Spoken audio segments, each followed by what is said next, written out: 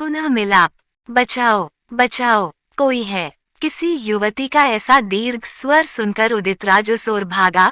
कुछ ही समय में वो वहां पहुंचा गया तो उसने देखा कि कोई युवती सरोवर में डूब रही है। उस युवती ने जल में उत्प्लावित किसी वल्लरी को पकड़ रखा एवं उसी के सहारे वो अभी तक पुनर्ता नहीं डूब पाई थी। उदितराज वहां पहुंचा एवं उस सरोवर में कूद पड़ा। इसके पश्चात वो शीघ्रता से उस युवती को उस सरोवर से बचाकर ले आया।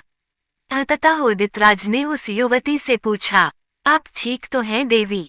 जी, आपका बहुत बहुत धन्यवाद। यदि आप समय पर यहाँ न आते तो आज तो मेरे प्राण चले ही गए थे, वो युवती बोली।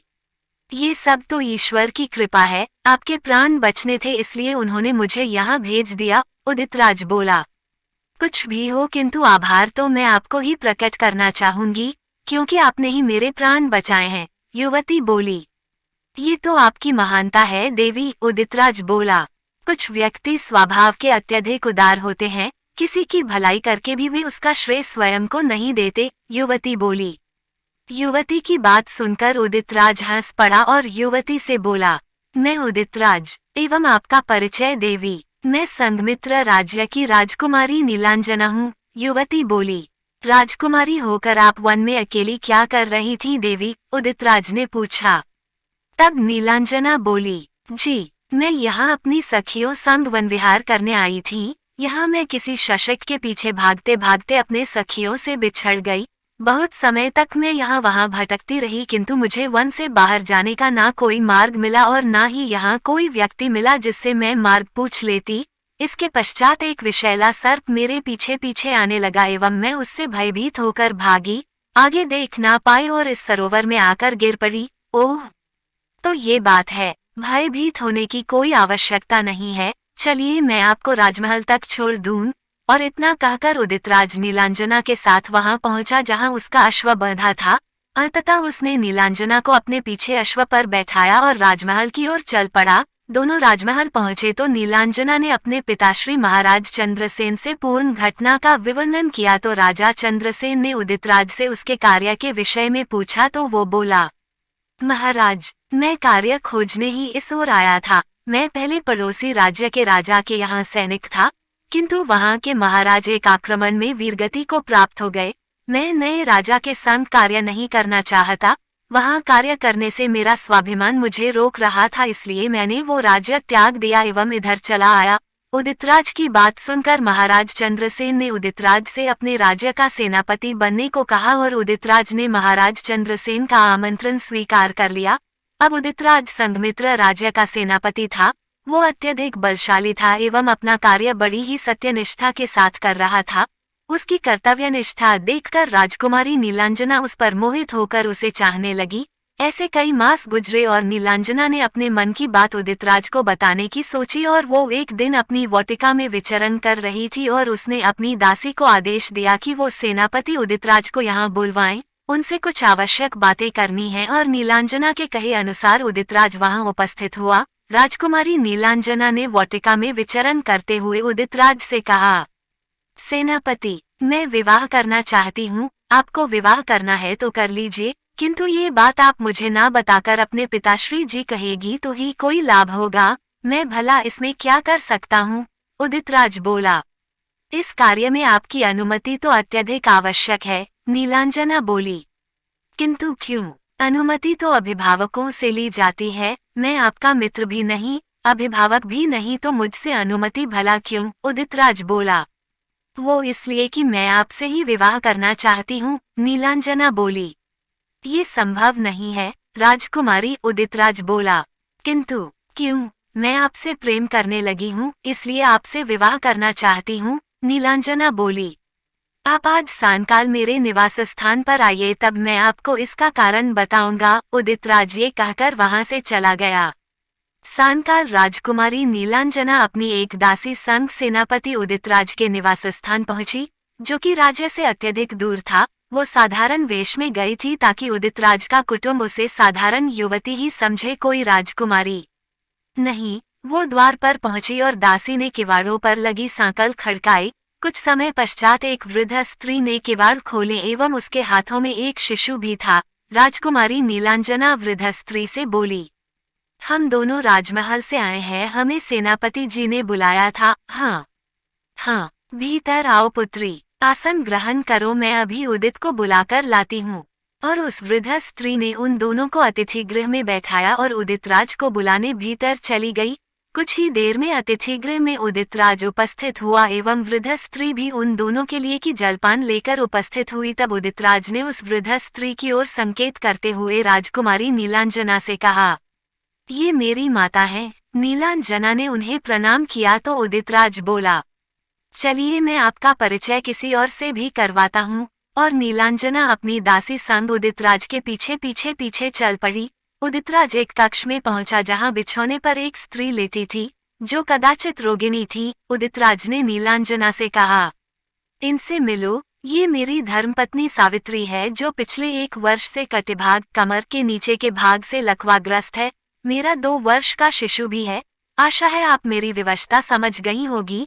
उदितराज की बात सुनकर नीलांजना का मस्तिष्क शून्य हो चला था, परंतु उसने कुछ नहीं कहा। वो सहृदय सावित्री और उसके शिशु से मिलकर राजमहल लौट आई एवं दूसरे दिन उसने पुनः उदितराज को बुलवाया और उससे बोली, मैं अब आपसे विवाह करने को अब भी तत्पर हूँ। मैं आपकी पत्नी को अपनी बड़ी बहन मानकर सदैव उनकी सेवा करूंगी एवं आपके शिशु को अपना पुत्र मानकर पालूंगी।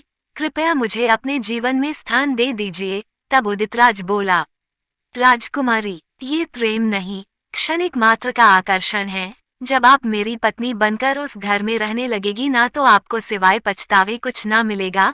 मैं अपनी पत्नी की उपेक्षा आपको स्वीकार नहीं कर सकता। मैं आपके प्रेम के आगे अपना कर्तव्य भला कैसे भूल सकता हूँ। तो ठीक है सेनापति, अभी आप मुझसे विवाह करने में असमर्थ हैं तो क्या हुआ, किंतु मैं उस क्षण तक आपकी प्रतीक्षा करूंगी जब तक मेरे जीवन की अंतिम सांस एवं मेरे हृदय की एक भी धड़कन शेष रहेगी। नीलांजना बोली, ये अनर्थ मत कीजिए, मेरे पीछे अपना जीवन मत नष्ट कीजिए। उदितराज बोला, आप अपना कर्तव्य निभाए और मैं अपना प्रेम निभाऊंगी। नीलांजना बोली। और उस दिन के पश्चात नीलांजना अपने पिता से आज्ञा लेकर राजमहल एवं धन वैभव छोड़कर वनाश्रित हो गई। उसने अपने संग केवल एक दासी को रखा और वहीं कुटिया बनाकर माता के मंदिर के समीप भजन कीर्तन करके उदितराज की प्रतीक्षा में अपने दिन बिताने लगी। वो दिन रात उदित की याद में रोती और प्रभु की भक्ति करके अपने हृदय को सांत्वना देती। मन में सोचती कि यदि उसका प्रेम सच्चा हुआ तो एक ना एक दिन उदित उसके पास अवश्य लौटेगे। दिवस बीते, मास बीते एवं ऐसे ऐसे करके 20 वर्ष बीत गए, परंतु उदितराज नीलांजना के पास ना लौटा। इधर नीलांजना ने उदितराज के प्रेम में इतने अश्रु बहाए कि वो दृष्टिहीन हो गई एवं प्रातःकाल भोर के समय उठकर स्नानादि से निवृत्त होकर पूजा अर्चना में लग जाती। उसने 20 वर्षों से ना तो कौशय रेशमी वस्त्रों को हाथ लगाया, न ही आभूषणों को और न ही अन्न को। वो केवल फलाहार ग्रहण करके ही अपना जीवन यापन कर रही थी। अब उसकी फूल सी काया कुम्हला गई थी, कुछ केशों का रंग भी श्वेत हो चला था, किंतु प्रेममयी कांति अब भी उसके मुख पर दमक रही थी। जब कोई प्राणी प्रेम में होता है ना, तो उसके मुख पर एक विशेष ही प्रकार का सौंदर्यबोध होता है, एक विशेष प्रकार की संतुष्टि होती है, जिससे उसके सौंदर्य में वृद्धि हो जाती है। यही नीलांजना के संग हो रहा था। प्रेम, ब्रह्मचर्य, भक्ति एवं प्रतीक्षा ने उसे सहनशीलता प्रदान की थी, जिससे उसके भीतर बहुत से गुण उत्पन्न हो गए थे, जिसमें एक गुण क्षमा भी था। इसी गुण के रहते उसने उदितराज को क्षमा कर दिया था। बस एक ही आशा शेष थी कि एक बार अपनी मृत्यु के पूर्व अपने प्रेम के दर्शन हो जाएं। और उधर उदितराज के निवास स्थान पर सावित्री ने बिछौने पर लेटे लेटे उदितराज से कहा, स्वामी, ऐसा प्रतीत होता है कि मेरी अंतिम घड़ी आन पड़ी है। आपने जो मेरी इतने वर्षों सेवा की, मेरा हर क्षण ध्यान रखा, उसके लिए मैं आपकी सदैव कृतज्ञ रहूंगी। बड़े भाग्य से ऐसा स्वामी मिलता है। मैं अत्यधिक भाग्यशाली हूँ जो आप मुझे मिले, यहाँ तक कि आपने मेरे लिए अपने प्रेम को भी त्याग दिया एवं उस राज्य को भी त्याग कर यहाँ आ गए जहाँ नीलांजना की स्मृतियां बसी थीं। सावित्री, तुम्हें इस विषय में ज्ञात था? उदितराज ने पूछा। हाँ, मुझे माता ने बताया था। अब वे इस संसार में नहीं है, इसलिए ये रहस्य मैं आपके समक्ष प्रकट कर रही हूँ, क्योंकि वे नहीं चाहती थी कि मैं कुछ भी आपसे इस विषय पर कहूँ। सावित्री बोली, तुम्हें तनिक भी ईर्ष्या नहीं हुई इस बात से और न ही नीलांजना से? उदितराज ने पूछा। उस दिन मैंने माता और आपके मध्य हो रहे वार्तालाप को सुन लिया था। आपको लगा कि मैं गहरी निंद्रा में हूँ, किंतु ऐसा नहीं था। जब आप माता से कह रहे थे कि आप भी नीलांजना से प्रेम करते हैं, किंतु अपने कर्तव्य के रहते आपने उसका प्रेम स्वीकार नहीं किया। आपकी आंखों में पश्चाताप के अश्रु थे। आपके हृदय में नीलांजना के प्रति अपार प्रेम था जिसे आप कभी प्रकट नहीं कर पाए, बस एकांत में जाकर विचलित होते रहे। किंतु अब आप मुझे वचन दीजिए कि मेरी मृत्यु के पश्चात आप अपने जीवन में नीलांजना को स्थान देकर उसके प्रेम को स्वीकार कर लेंगे। और इतना कहते ही सावित्री के प्राण पखेरु उड़ गए। दोनों पिता और पुत्र ने सावित्री का अंतिम संस्कार किया। इसके पश्चात उदितराज के पुत्र पीताम्बर ने नीलांजना की खोज करनी प्रारंभ की।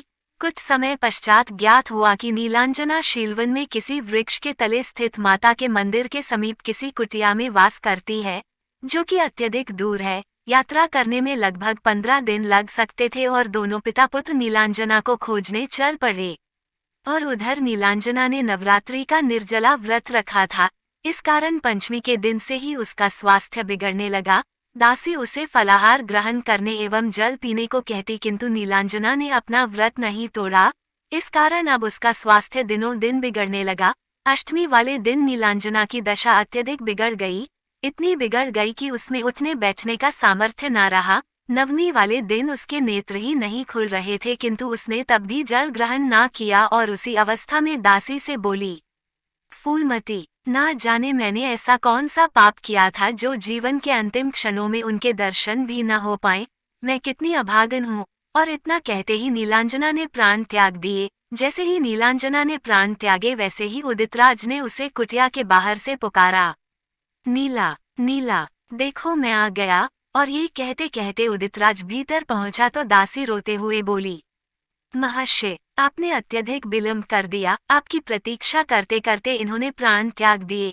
ये सुनकर उदितराज रो पड़ा और उसने नीला के शरीर को अपनी गोद में उठाया और कुटिया के बगल में स्थित माता के मंदिर के समक्ष रखकर बोला, नहीं माता, आप ऐसा नहीं कर सकती। उसने कोई अपराध नहीं किया था, उसने तो केवल मुझसे प्रेम किया था। उसके प्रेम का आप ऐसा दंड नहीं दे सकती उसे। ऐसा कहकर उदितराज फूट फूट कर रो पड़ा। उसके अश्रु टप टप करके नीलांजना पर गिरने लगे। वे अश्रु जैसे ही नीलांजना के शरीर पर गिरे तो उनकी ऊष्मा से नीलांजना के शरीर में कंपन हुआ। उसमें चेतना का संचार प्रारंभ हो गया और वो जीवित हो उठी। नीलांजना को जीवित देखकर उदितराज ने नीलांजना को प्रसन्नतापूर्वक अपने हृदय से लगा लिया। आज उनके पुनः मिलाप पर धरती प्रसन्न थी एवं आकाश मुस्कुरा रहा था। समाप्त।